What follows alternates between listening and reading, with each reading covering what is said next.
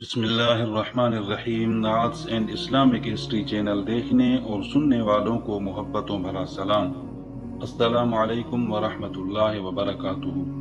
بنی اسرائیل میں ایک مالدار شخص عامل کو اس کے عزیز نے خفیہ طور پر قتل کر کے دوسرے محلے میں ڈال دیا تاکہ اس کی میراث پی لے اور خون بہا بھی، اور پھر دعویٰ کر دیا کہ مجھے خون بہا دلوایا جائے۔ قاتل کا پتہ نہ چلتا تھا۔ وہاں کے لوگوں نے حضرت موسیٰ علیہ السلام سے درخواست کی کہ آپ دعا فرمائیں کہ اللہ تعالی حقیقت حال ظاہر فرمائے۔ اس پر حکم ہوا کہ ایک گائے ذبح کر کے اس کا کوئی حصہ مقتول کے جسم پر ماریں، وہ زندہ ہو کر قاتل کے بارے میں بتا دے گا۔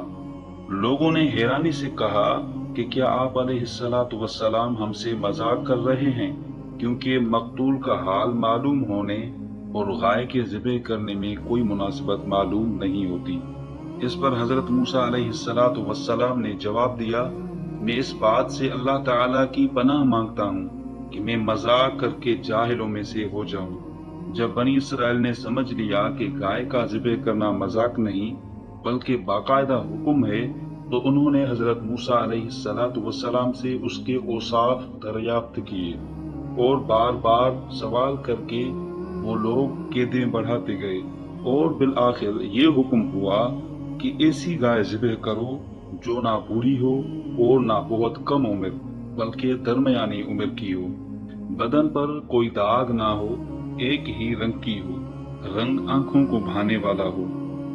اس گائے نے نہ کبھی کھیتی باڑی کی ہو اور نہ کبھی کھیتی کو پانی دیا ہو۔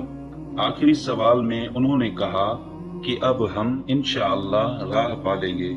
بہرحال جب سب کچھ طے ہو گیا تو ان کی تسلی ہو گئی۔ پھر انہوں نے گائے کی تلاش شروع کر دی۔ ان کے اطراف میں ایسی صرف ایک گائے تھی۔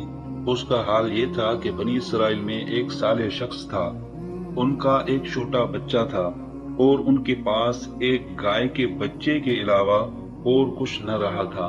انہوں نے اس کی گردن پر مہر لگا کر اللہ تعالیٰ کے نام پر چھوڑ دیا اور بارگاہ حق میں عرض کی، یا رب، میں اس بچیا کو اس فرزند کے لیے تیرے پاس ودیت رکھتا ہوں تاکہ جب یہ فرزند بڑا ہو تو یہ اس کے کام آئے۔ اس نیک شخص کا تو انتقال ہو گیا، لیکن وہ گائے کی بچیا جنگل میں اللہ تعالیٰ کی حفاظت میں پرورش پاتی رہی۔ یہ لڑکا جب بڑا ہوا تو صالح و متقی بنا اور ماں کا فرما بردار تھا۔ ایک دن اس کی والدہ نے کہا، اے نور نظر، تیرے باپ نے تیرے لیے فلاں جنگل میں خدا کے نام ایک بچیا چھوڑی تھی، وہ اب جوان ہو گئی ہوگی۔ اللہ تعالیٰ سے دعا کرو کہ وہ تجھے عطا فرمائے اور تو اسے جنگل سے لے آ۔ لڑکا جنگل میں گیا اور اس نے گائے کو جنگل میں دیکھا اور والدہ کی بتائی ہوئی علامتیں اس میں پائیں، اور اس کو اللہ تعالیٰ کی قسم دے کر بلایا تو وہ حاضر ہو گئی۔ وہ جوان اس گائے کو والدہ کی خدمت میں لایا۔ والدہ نے بازار میں لے جا کر 3 دینار پر فروخت کرنے کا حکم دیا اور یہ شرط کی کہ سودا ہونے پر پھر اس کی اجازت حاصل کی جائے۔ اس زمانے میں گائے کی قیمت ان اطراف میں 3 دینار ہی تھی۔ جوان جب اس گائے کو بازار میں لایا تو ایک فرشتہ خریدار کی صورت میں آیا اور اس نے گائے کی قیمت 6 دینار لگا دی، مگر یہ شرط رکھی کہ جوان اپنی والدہ سے اجازت نہیں لے گا۔ جوان نے یہ منظور نہ کیا اور والدہ سے تمام قصہ کہا۔ اس کی والدہ نے 6 دینار قیمت منظور کرنے کی تو اجازت دی، مگر بیچنے میں پھر دوبارہ اپنی مرضی دریافت کرنے کی شرط لگا دی۔ جوان پھر بازار میں آیا۔ اس مرتبہ فرشتے نے 12 دینار قیمت لگائی اور کہا کہ والدہ کی اجازت پر موقوف نہ رکھو۔ جوان نے نہ مانا اور والدہ کو اطلاع دی۔ وہ صاحب فراست عورت سمجھ گئی کہ یہ خریدار نہیں، کوئی فرشتہ ہے جو آزمائش کے لیے آتا ہے۔ بیٹے سے کہا کہ اب کی مرتبہ اس خریدار سے یہ کہنا کہ آپ ہمیں اس گائے کے فروخت کرنے کا حکم دیتے ہیں یا نہیں۔ لڑکے نے یہی کہا تو فرشتے نے جواب دیا کہ ابھی اس کو روکے رکھو، جب بنی اسرائیل خریدنے آئیں تو اس کی قیمت یہ مقرر کرنا کہ اس کی خال میں سونا بھر دیا جائے۔